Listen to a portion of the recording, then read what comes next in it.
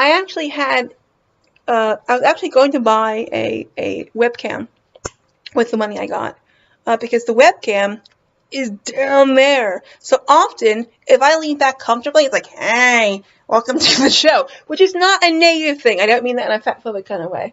But the thing is, it's like, this is actually my face. But in order for you to be seeing, or me to be seeing my face as it is, like this is it, I have to sit up a little bit, which is not very, it's not going to happen a lot of times. So a lot of times I'm like, I called a crisis hotline when I was in a state of crisis.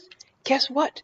They're not trained to talk to disabled people dealing with systemic ableism and like chronic medical insomnia. All right, hello, lovely peoples. I am Michelle in Narwhal.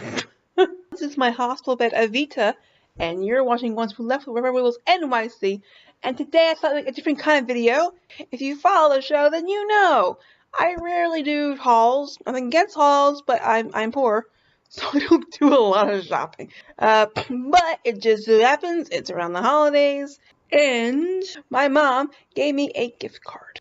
And so, you know what? 2018 has been a really, really tough, challenging, at the core level kind of year. I thought, you know what, Michelle? Have a little bit of fun.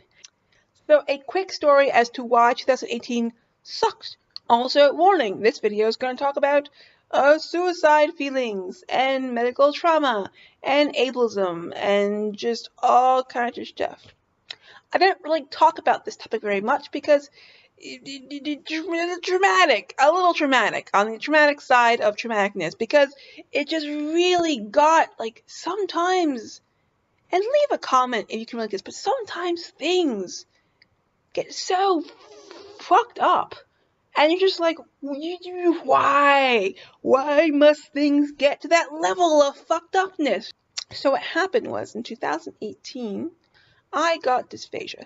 Dysphagia is when you are unable to swallow food and water and liquids, unless it's at the perfect consistency, which is very, very tricky to achieve. I would say perceive, but achieve is the right word.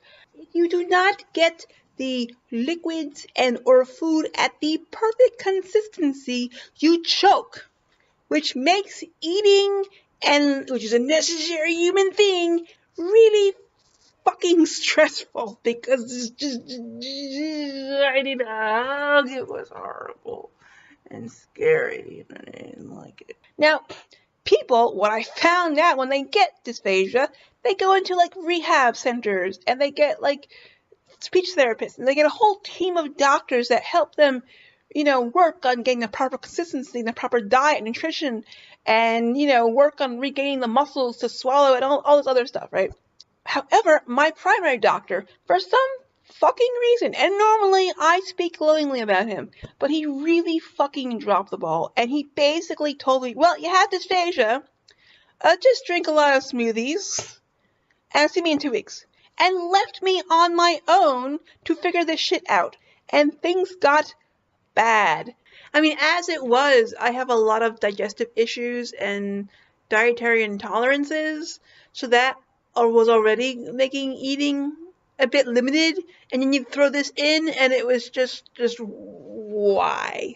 I went a month, probably eating about under 1,000 calories a day, and then my brain, maybe it's related, I don't know, grew second brain cyst.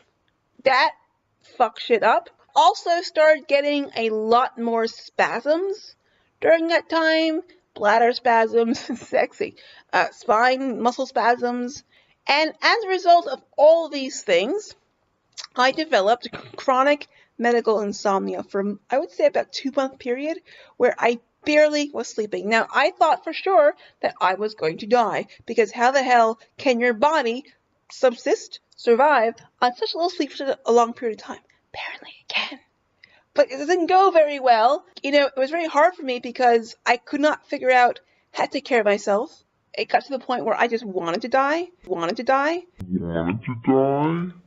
It's not so much that I wanted to die, as much as I just didn't know how else to get relief. I guess I associated death with relief.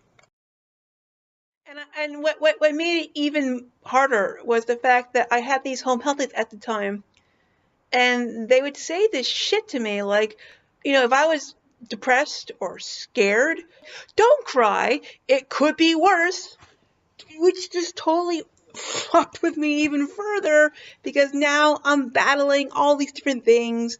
I'm in a near state of near constant sensory overload because I'm not sleeping and my body's all dehydrated and starved and all this shit. And then, but God forbid I'm scared about that or I feel sad. It's just that I had to spend all this time doing acrobatic moves in my head trying to validate my own goddamn valid feelings. So about a month or 2 months of this, my body was just so worn down that it started to get a lot of these persistent spasms. I was spasming digestive area and spine, and I was in a shitload of pain in the back of my head. That second cyst had grown, but this arm was just going like this, sometimes for hours at a time. And I ended up in the hospital. And the hospital was of no use. The fact that I grew skin braces are like, oh, that's nothing. Ever see a psychiatrist? Now things are doing a bit better. I sleep because I have a hospital bed, so that my spine spasms have stopped. I know how to manage my dysphagia. Technically, I did get money for my birthday when I was in the hospital, but really, I was so depressed that there was really nothing that I could think of to get. And then also, once I got out of the nursing home, I needed to spend my money on paying for the home health aides, because while you wait for Medicaid, your finances just are bled dry. However, I do have Medicaid now, and they're paying for my home health aides. So when my mom gave me a gift card, I thought, you know what? Let's have some fun. This is one thing that I got. And then here are the other things that I got. So, as you can see, I got a new hat with every brown bums on there. Just for it does that, and I just really like the interactiveness of it. Meow. I get to be a cat. I have this, which makes a great noise. Yeah, look at my purple hair. It looks pretty. I have to trim the bangs because I can't really see. Anyway, that's it. What do you think? Put your comments in the comments section, because that's where they belong.